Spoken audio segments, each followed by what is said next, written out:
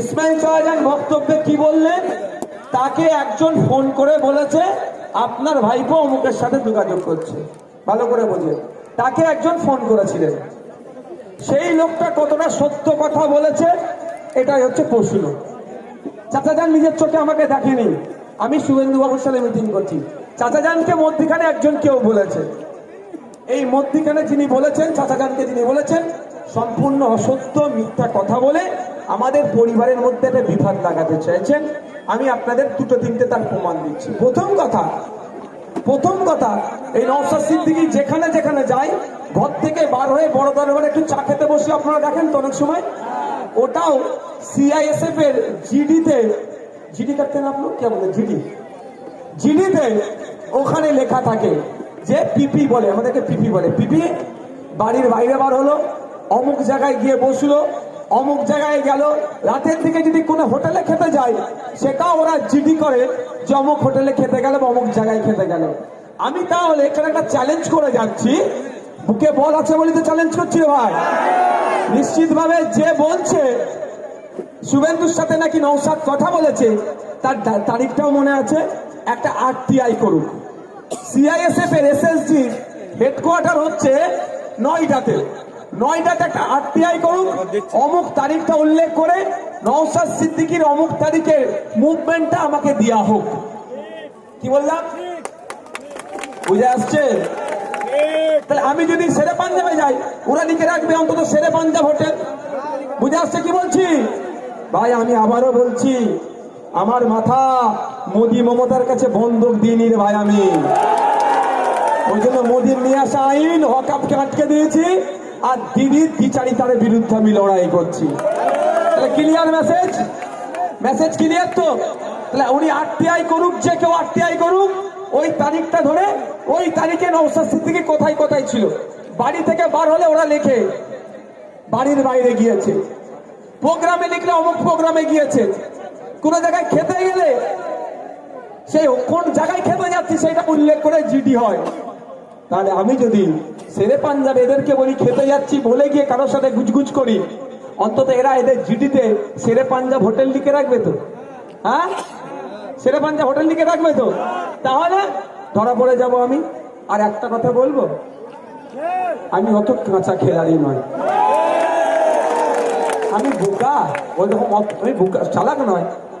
আমি যাওয়া মানে 3খানা গাড়ি যাবে, শুভেন্দু বাবু আসা মানে 6খানা গাড়ি, 9খানা গাড়ি যদি রাস্তায় লাগানো থাকে, আর আমাকে পশ্চিমবাংলার খুব কম মানুষ আছে যে চেনে না, তাই না? শত্রু বন্ধু সবার কথা বলছি, আমি কি বোকামো করতে ওখানে গুতুগুতি করতে যাবো?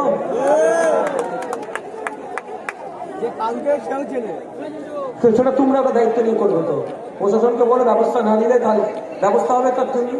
আর একটা কথা বলে, একটা ম্যানিব্যাগ পাওয়া গেছে আমাদের বাবুলের কাছে আছে, আপনারা উপযুক্ত প্রমাণ সহকারে দিয়ে যাবেন। আর একটা কথা বলবো, যদি শুভেন্দু অধিকারীর সাথে আমাকে গল্প করতেই হয়, সেটিং করতে হয়, সব থেকে নিরাপদ জায়গা কোথায় জানেন? বিধানসভার মধ্যে।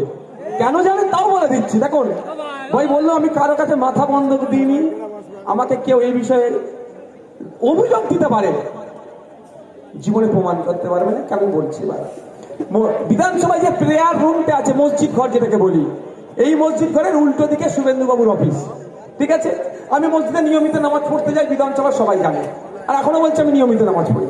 গাড়িতে হলে বসে নামাজ পড়িনি, দরকার লাগবে চলন্ত গাড়িতে পড়তেই হবে। তো যেটা বলছি, তাহলে আমি যদি শুভেন্দু বাবুর সাথে কথা বলার ইচ্ছে হয়, আমার সেটিং করার ইচ্ছে হয়, তাহলে আমি শেরে পাঞ্জাবে যাওয়ার দরকার নেই। ওই উজুখানা যেখানে আছে, বেরোন দরজা, যেখানে মসজিদ থেকে বেরোবো দরজাতে উজুখানা, শুভেন্দু বাবুর ওখানে একটা দরজা আছে, উঁচু করার নাম করে টুক করে ঢুকাই যাবো, শুভেন্দু বাবুর অফিসে গিয়ে দরজা দিয়ে তো কথা বলে দেবো। এটাও আপনাদের কাছে ডিসক্লোজ করলাম। আপনাদের একটা রহিমা মন্ডল মহাশয়া প্রাক্তন বিদায় এবে না তো, ওনার ফোন নাম্বার নিয়ে জিজ্ঞাসা করবেন যে নওশাদ ভাই বললো যে মসজিদের দেয়াল বা প্রেয়ার রুমের দেয়াল আর শুভেন্দু বাবুর অফিসের দেয়াল এক কি আলাদা? বলবে হ্যাঁ। তাহলে আমি তো ওখানে গিয়ে দেখা করে নেবো। কেন মরতে শেরে পাঞ্জাবে যাবো? ওখানে ক্যামেরা হ্যান তার ঘোড়ার ডিম আছে। বুঝতে পারছেন? আমার চাচাজানকে যে ইনফরমেশনটা দিয়েছে, অসত্য ইনফরমেশন দিয়ে তারা বয়স্ক লোক, সিনিয়র মোস্ট লোক, তাদেরকে আবার বিজেপির একদিকে ভয় দেখিয়ে দিয়ে যেটা বলতে বলেছে বলে দিয়েছে। আর আমার চাচার ওপরে আমার কোনো কথা নেই, আপনারা ভালো করে জানেন। আমি একবার একটা পুলিশকে একটু আগে কথা বলেছি, আমার বড় ভাইজান আমাকে ভিডিও দেখে সঙ্গে সঙ্গে ফোন করে তাড়া দিয়েছে যে একদমই কথা বলবি না। তো আমার চাচাজান সম্পর্কে আমার কোনো বক্তব্য নেই, আমি আমার দিকে ক্লিয়ারিফিকেশন দিয়ে দিলাম। যদি মনে করেন নওশাদ ভাই সত্য কথা বলছে তাহলে আপনারা গ্রহণ করবেন, আর যদি মনে করেন নওশাদ ভাই অসত্য কথা বলছে সেটা আপনারা দেখে নেবেন। কিন্তু আপনাদের বলি, আমি যখন জেলে ছিলাম আমার নামে কি বলেছিল, যে এর কাছ থেকে টাকা নিয়েছে, এর অ্যাকাউন্টে টাকা ঢুকেছে বলে হই হই করিয়েছিল, তো প্রমাণ করতে পেরেছে। আমাকে ডিসি ডেকেছিল, আমি যখন সেন্ট্রাল লকআপে দেখে আমাকে বলছে আপনার ব্যাংক অ্যাকাউন্ট নাম্বার বলুন। আমি ডিসিকে এরকম করে দেখিয়ে বলছি, আমার মুখ দেখে কি আমাকে পাগল মনে হয়? অবাক। আমি আমার বাড়ির সবার মোবাইল নাম্বার মুখস্থ করতে পারিনি, আর আমার 4টে না তখন 5টা অ্যাকাউন্ট ছিল, যে ওই অ্যাকাউন্ট নাম্বার আমি মুখস্থ করবো? হ্যাঁ, আমি বলে দিচ্ছি কোন কোন ব্রাঞ্চে আমার অ্যাকাউন্ট আছে, আর কোন ব্রাঞ্চ আর কোন ব্যাংক আমি বলে দিচ্ছি, আপনারা খুঁজে নেন। তো বলে দিয়েছিলাম, একটাতে মানে 1500 টাকা, একটাতে 2200 টাকা, একটাতে 1,05,000 মতো টাকা পেয়েছিল, বুঝতে পেরেছেন? সব মিলিয়ে 10 লাখ টাকা পাইনি। তো আমি এই স্বচ্ছতার সাথে চলি, বুক ফিরিয়ে চলি। 17খানা মামলা নিয়েও মাথা হ্যাট করিনি, 170টা মামলা দিলেও ওই মোদি মমতার কাছে আমি মাথা হ্যাট করবো না।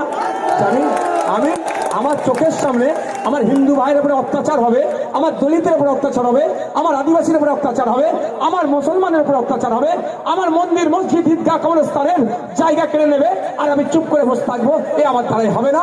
আমি প্রতিবাদ করব, তাতে আমাকে যার দালাল বলুক, যাই বলুক, ধ্যান বলুক, ধ্যান বলুক, ওটা আমি পরোয়া করি না।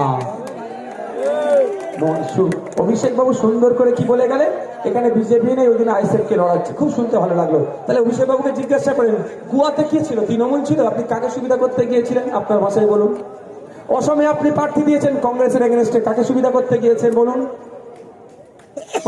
আমি তো একটা চ্যালেঞ্জ করেছিলাম, আইএসএফ যেখানে যেখানে প্রার্থী দেবে আর তৃণমূল যেখানে প্রার্থী দেবে, আইএসএফ প্রার্থী দেবে যদি বিজেপি আসে, তৃণমূল যা শাস্তি দেবে মাথা পেতে মেনে নেবো। আর তৃণমূল যেখানে প্রার্থী দেবে ওখানে যদি বিজেপি আসে, আইএসএফ যা শাস্তি দেবে মাথা পেতে মেনে নিতে হবে। চ্যালেঞ্জ গ্রহণ করেনি কেন? সকলে ভালো থাকবে। কারো কথায় আপনারা ভুল বুঝবেন না, এইটুকু বিশ্বাস করেন তো? কার ভাই বলুন তো? কার ভাই? এইটুকু মনে রাখবেন, আব্বাস সিদ্দিকীর ভাই। আব্বাস সিদ্দিকীর ভাই হয়ে বলছি, যদি আব্বাস সিদ্দিকীর ভাই ভুল করে, আব্বাস সিদ্দিকী কিন্তু তার ভাইকেও ছাড়বেন, এটাকে মাথায় রাখবে। আর আপনারা কাকে দেখে আমাকে ভালোবাসছেন? হ্যাঁ, ভাইজানকে দেখে তো? ভাইজানের প্রতি ভরসা আছে তো? নওশাদ যদি ভুল করে তাকেও আব্বাস সিদ্দিকী ছাড়বে না, এই ধরনের ন্যায়ের প্রতি উনি থাকেন। ধন্যবাদ।